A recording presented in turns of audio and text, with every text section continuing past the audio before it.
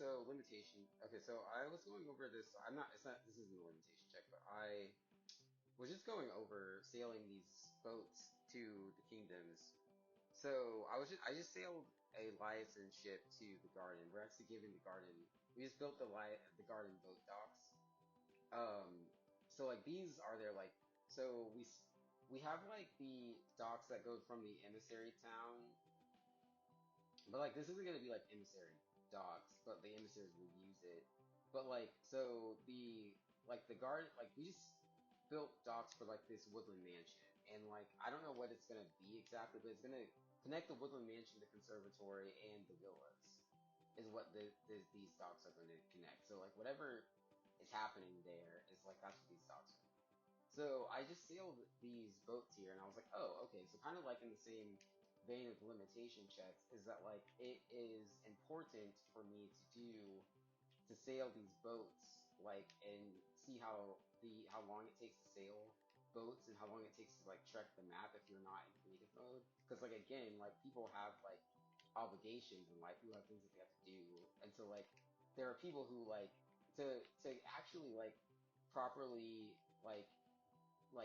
grow the fellowship and like get people to because like again I've already got people interested in it, people are already interested in it, people already want to play it, but now I have to get people to like fit it into their schedule. So I think that that's kind of how like why it was important that I had to get like sail the boats is because like people need to know that like if they are going to actually have time to play this game, because like there are people who already know that they want to, but just like right now there's a lot of things that I like can't do even though I want to do them, but I can't do because of like constraints of like social constraints or whatever. So I wonder if that's what's happening. It's like it's important that I see how long it takes for people to do things in the game, because then they will like they'll know that they'll know like if it's like feasible for them to actually like play on the same Craft Online server, because like there might be people who are interested in it, but it's like, well, I'm not really gonna have time to like like actually like invest into that, because like just like I wrote in my story, like I get too into games to play for just a short time, so like maybe that's what was happening. So it's just, I talked to that woman, she's long term, so I wonder if that's what's happening. It's like for the people who are interested in the game, like, and when I'm building servers for people, like I have to build them from the perspective of like, not everybody's going to be have like as much time to play it as I do. But again, I think that that's why I was building it like that, and that's why it's important that I'm like kind of living like I'm dying and building it on a time crunch. Is because like I actually wanted to build the map in such a way that like people like I really like it, especially this map. I can build like other types of maps, but like I think my main architecture style as far as like the collaboration goes, as far as the Sand Fellowship goes, and as far as like me building for people to play in, like new people be building these for people's like creative pursuits, whatever, is that it's like and like how I wanted to like schedule time for people to like book me so that they can like build something with me or whatever. Anyone will be able to see like, oh, we were able to build this like in a huge time crunch with like literally like the most minimal amount of like money possible, and like with just a lot of like societal pressures, a lot of things happening, and like we still built this insanely awesome thing. So like I think people will be able to see like, oh, like it'll literally be a piece of cake. Like first time in forever, it'll literally be a piece of cake for people to like build in this server. So like or for people to like for me to build a server for someone if I'm like directly communicating with them. So like it's gonna be so good. But yeah, so I think it's really important that like I'm going over these time constraints with the boats because um like it's really important that I'm going over these time constraints with these boats because like they are like these like okay, so like people are gonna want to know that like this collaboration is like something that they're actually going to be able to do, and like that's why like I wanted to like my main thing is going to be building like things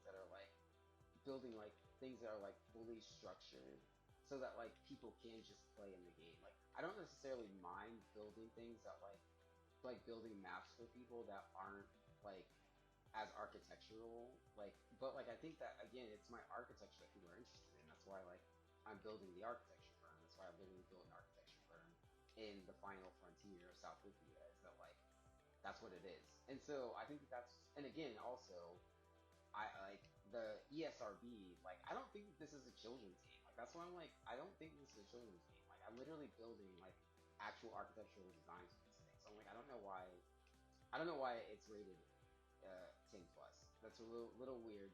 I don't know why they did that. But yeah, so anyways, but like, yeah, um, I, I think it'd be really great for people, like, as I'm building these like maps for people, is that like people will be able to like see like in, because like just like how I have to um I have to like demonstrate to people like that this is like a worthwhile investment. And so I think that that's really interesting because like people will be able to like interact with the game on the level of like, oh, okay, so not only is this like a fun interactive game, it also can be used to promote my material. It can also be used to like literally build a house or literally build a home. It can also be used to for cinematography. So it's like the reach of my mind, the reach of my art right now is just like astronomical. Like it's astronomical, like how expansive my art's reach is right now. And so I don't know, it's just like really cool. Because like this one's not technically a limitation check, but maybe that's like a creative mode limitation check. I don't know. But like I do like when I'm in creative mode, I do see like limitation check, like limitations of like I'm like I'm like uh so much like in the sky, like as far as like my as far as like the aerial view that I kind of have of developing the game, that like I will get like so engulfed in that that I'm like, oh, I like, so that itself is kind of a limitation check, so I don't really know how big the map is. I don't know what the value of it is because I'm in the sky. So like I think that that's kind of what the creative mode limitation checks are, is the very fact that I didn't even know I needed a limitation check. Is a limitation. So like that's kind of interesting. But yeah. So anyways, I just wanted to kind of like articulate that because like I think that that's kind of important for like for people to know that like I am aware that like even if like I get to the point where like I can do this like full time and nobody is like hindering it, like there are other people who aren't going to be able to play it full time, or who aren't going to be able to interact with it on this level full time.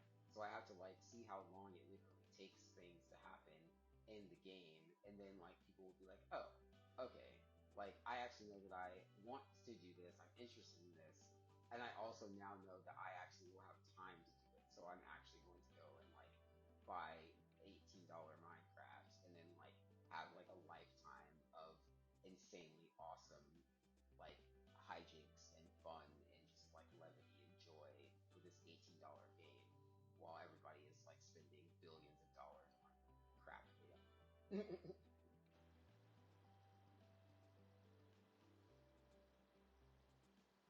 Okay, so we're going over. I'm going to like. Okay.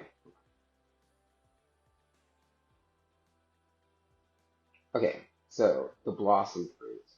So the saplings in the Minecraft game, like you plant a sapling and then like it grows into a tree, right? And so like I also like developed like saplings, like architecture saplings and like kingdom shell saplings. Or like they're not saplings, but they're kingdom shells. And they're, like they have the form and function of a sapling. But like you can grow a house with it, or you can grow a town with it, or you can grow a like an architectural like design. And so like the blossom fruit in the and like this is like also like a the component, like the like basic component of design is that like the design is the story of people like blossoming the universe and like terraforming planets. But like the basic component of that happens on the like planet planetary level is that like there is this thing called the blossom fruit. And what the blossom fruit is like it is a fruit that will like attach to the like it's a fruit that like when you eat it, it will like kind of like a vaccine really, or it's like it will either like destroy the host's like body, like it will attach to the person who eats it, and it will either kill them or they will become immortal. And so like that's kind of what like that's like how I designed the blossom fruit. And so like the story of Blossom is the immortals on the planet like at some point in time start like seeding like areas in the planet with the blossom fruit. And so like they'll just like they'll just like go somewhere and start like planting the blossom fruit, and then like the environment kind of just like blossom, like the flood and blossom, like the environment, like people, like the things in the environment will just start eating it, and then like some of those things will die, and then some of them will survive and become immortal. And like that's how the concept of the blossom fruit works. And so it's like they just like put this thing out there, and then like all of the people who survive it like become immortal. And like again, it's a fantasy story, but like it's also kind of interesting because it's like what the blossom fruit is that it's like it's a single form of sustenance that the people in this in the immortal society, that's all that they need to eat. That's all they need to eat. It gives them all the energy that they have. Like it learns what um the creature is that is eating it is, and like it gives them the exact amount of nutrients that they need, but it's in that one fruit. It's just like an orange. Like it has the same like mass, but like it will like the fruit itself is like an organism that like learns how uh the creature that is eating it like how their like body and mind works. And then like the blossom fruit like attaches to them, and it like that's where their immortality is. So then like the only thing that they ever need to eat like for one full day of like energy is one orange, like one blossom fruit. And then like that's all that that person needs to eat is one blossom fruit a day for the rest of their life. And then like that's it. And then like that's what their life is, and they're an immortal. And like anyone who eats the blossom fruit but is like literally just genetically not strong enough for it is just gonna die. And it's like it's kind of brutal, but it's also like I don't know. It's like that's like the concept of design and like how the blossom fruit works in design. And so like once they terraform the planet, once they blossom the planet, then they start like then they start like seeding areas of the planet with the blossom fruit to like kill whatever like exists on the planet that isn't strong enough to eat the fruit, and then like everybody on the planet is immortal.